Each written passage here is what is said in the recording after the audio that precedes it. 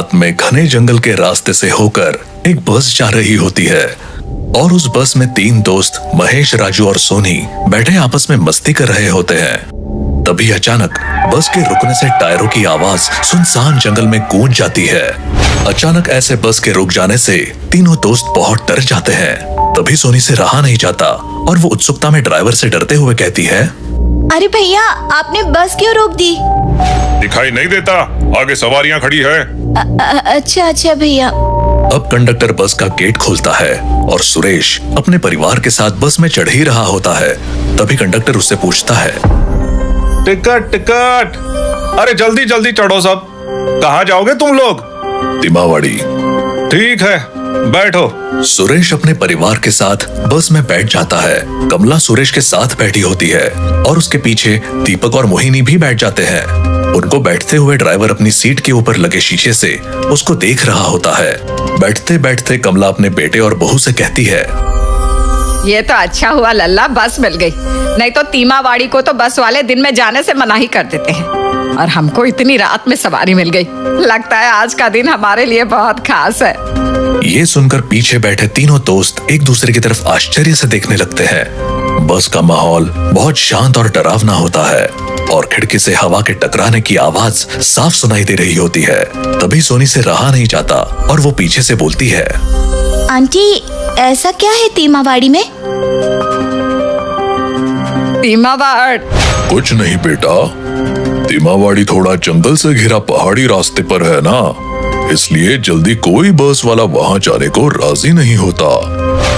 वाह, तब तो वहाँ घूमने में मजा आ जाएगा। चलो दोस्तों, हम लोग वैसे भी घूमने निकले हैं, अब तीमावाड़ी भी घूम लेते हैं। तीमावाड़ी बहुत ही खतरनाक जगह है और मैंने बहुत लोगों से सुना है कि वहाँ छलावा लोगों के पीछे पड़ जाता है और उनके सोचने समझने की शक्ति खत्म कर देता है। ड्राइवर बोल ही रहा होता है कि अचानक बस के नीचे से किसी चीज के टकराने की आवाज से वो एकदम से ब्रेक मारता है और सब लोगों को बहुत तेज झटका लगता है और सब आगे की ओर झुक जाते हैं। अरे ड्राइवर, तेरा दिमाग खराब है क्या? ऐसे लगाए जाते हैं ब्रेक?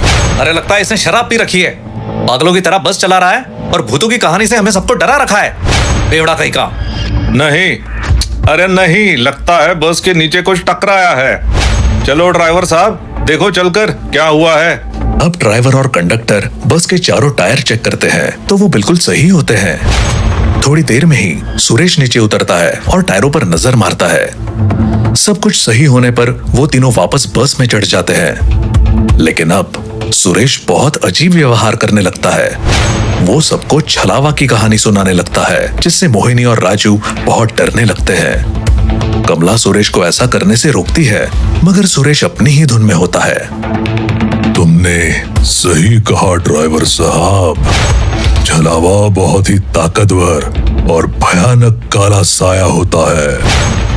वो सबको अपनी बातों से छलकर अपने वश में कर लेता है और बाद में अपने शिकार के साथ बहुत मजे से खेलकर उनको मार देता है। सब बड़े ध्यान से सुरेश की बात सुन रहे होते हैं। तभी सोनी को अचानक भूख लगने लगती है और वो महेश और राजू को ये बताती है।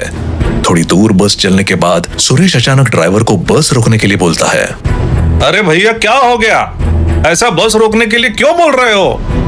मुझे बहुत तेज भूख लग रही है और वो देखो सामने एक ढाबा दिख रहा है। चलो वहां चलकर कुछ खाते हैं। नहीं नहीं, मुझे अच्छे से पता है इस रास्ते पर कोई ऐसा ढाबा नहीं है। मैं रोज यहाँ से निकलता हूँ। अरे हो सकता है ये ढाबा आज ही नया खुला हो। चलो ना, जाकर कुछ खाते हैं, मुझे बहुत जोर से भूख लगी है। अब ड्राइवर, कंडक्टर, राजू और सोनी बस से उतरकर ढाबे की तरफ बढ़ते हैं। सोनी ने ढाबे पर आवाज लगाई तो ढाबे के अंदर से एक आदमी निकलकर सामने खड़ा हो गया। सोनी ने उससे खाने के लिए कहा। थोड़ी देर में वो आदमी एक कटोरे में नूडल लाकर सोनी को देता है। सोनी मजे से नूडल खाने लगती है। तभी राजू की नजर सोनी के मुंह पर पड़ती है और वो जोर से चिल्लाता है, सोनी! ये क्या किया तूने पागल? मेरे नूडल गिरा दिए। सोनी, ये नूडल नहीं है, तू कीड़े खा रही है। ये बात सुनते ही सोनी डर जाती है, लेकिन उसके मुंह में जो कीड़े थे उन कीड़ों ने सोनी के गले को काट दिया और उसकी गर्दन नीचे गिरते हुए लुढ़क कर राजू के पैरों के पास आ जाती है। तभी राजू ने देखा ढाबे वाला आदमी हवा में उड़ने लगता है और जोर जोर से तुम सब मरोगे ऐसा चिल्लाते हुए हवा में धुआं बनकर गायब हो जाता है। अब वो तीनों बस की तरफ भागने लगते हैं। चलो जल्दी भागो, वरना ये छलावा हम सबको मार देगा। जल्दी चलो, जल्दी चलो। अब ड्राइवर बस को जल्दी से वहां से भगाता है। बस में झटका लगने से दीपक की नींद खुल जाती है। तब मोहिनी रोते हुए दीपक को सोनी के मरने की दर्दनाक बात बताती है। अब बस में सब डरे सहमे बैठे होते हैं। तभी कंडक्टर सबको बोलता है, ड्राइवर साहब, आगे भीमगढ़ गांव पड़ेगा, वहां रुक जाना। हम सबकी जान बच जाएगी, वरना छलावा हमको मार देगा। थोड़ी देर में ड्राइवर कंडक्टर को बताता है कि सामने भीमगढ़ 1 किलोमीटर पर है, ऐसा बोर्ड लगा है। तब कंडक्टर समझ जाता है कि छलावा अभी भी उन सब के साथ है और उनकी बातें सुन रहा है। वो ड्राइवर को बताता है कि उसने झूठ बोला, ऐसा कोई गांव नहीं है, और बस रोकने से मना कर देता है। ड्राइवर के साथ सारे लोग बहुत डरे होते हैं, लेकिन सुरेश फिर से छलावा की कहानी सुनाने लगता है, जिस पर कमला उसको डांट देती है। और तभी अचानक पेड़ की डाल टूटकर बस की खिड़की को तोड़ते हुए कमला के मुंह में घुस जाती है और कमला की वहीं मौत हो जाती है। माँ, माँ। इस छलावा ने अम्मा को भी मार दिया, अब वो हम सबको भी मार देगा। बस में ड्राइवर, महेश और राजू बहुत डर जाते हैं। तभी दीपक अपनी माँ की मौत से बौखला जाता है और सबको शक की नजरों से देखने लगता है और कंडक्टर को पकड़कर बोलता है, तू ही है ना छलावा, मैं तुझे बस से बाहर फेंक दूंगा। अबे तू पागल हो गया है क्या? छलावा ये नहीं है, मुझे तो छलावा तू लग रहा है। अब वो लड़की मरी तो तू आराम से बैठा सो रहा था। अब सब एक दूसरे के ऊपर छलावा होने का इल्जाम लगाने लगते हैं। तभी एकदम से तेज आवाज आती है और बस का टायर फट जाता है और बस इधर उधर होते हुए एक पेड़ से टकरा गई। सब सामने की सीट से टकरा जाते हैं, लेकिन सुरेश अपनी सीट पर सीधा बैठा रहता है। जब मोहिनी सामने देखती है तो उसकी चीख निकल जाती है और वो घबराते हुए सबको सामने की तरफ इशारा करती है। जब सामने देखते हैं तो सहम जाते हैं, क्योंकि ड्राइवर के सर का आधा हिस्सा कट चुका होता है। भागो, अपनी जान बचाओ, छलावा किसी को नहीं छोड़ेगा, सबको मार देगा। राजू अब बस से निकलकर भागने की कोशिश करता है, लेकिन जैसे ही वो बस के गेट से बाहर निकलता है, दीपक उसकी पीठ पर कांच के एक टुकड़े से कई बार वार करके उसको मार डालता है और फिर पीछे मुड़कर हंसता हुआ सबसे कहता है,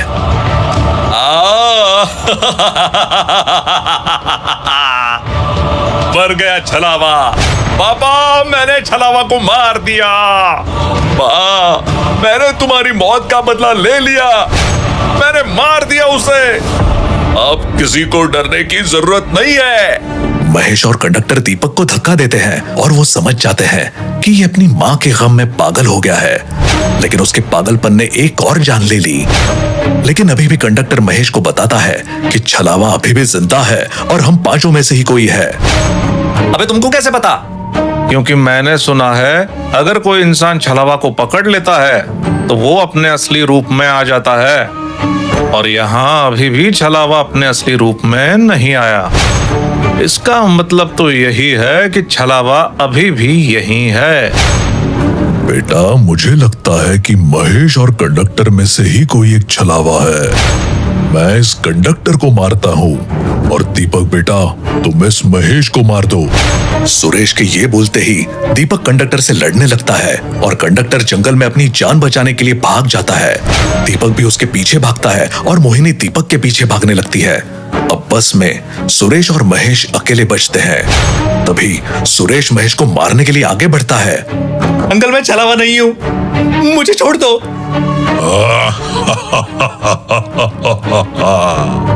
मुझे मालूम है कि तू छलावा नहीं है। आपको पता है अंकल, तो मुझे मत मारो, मुझे जाने दो। इतना कहकर महेश सुरेश को धक्का दे देता है और बस से निकलकर बाहर से बस का गेट बंद कर देता है। लेकिन तभी दीपक और मोहिनी वापस बस के पास आ जाते हैं और सुरेश दीपक से रोते हुए महेश को मारने के लिए कहता है, लेकिन दीपक और मोहिनी मिलकर बस को आग लगा देते हैं। दीपक, कैसा बेटा है तू? अपने बाप को ही मार रहा है। तू छलावा है, इसलिए दीपक ने तुझे जला दिया।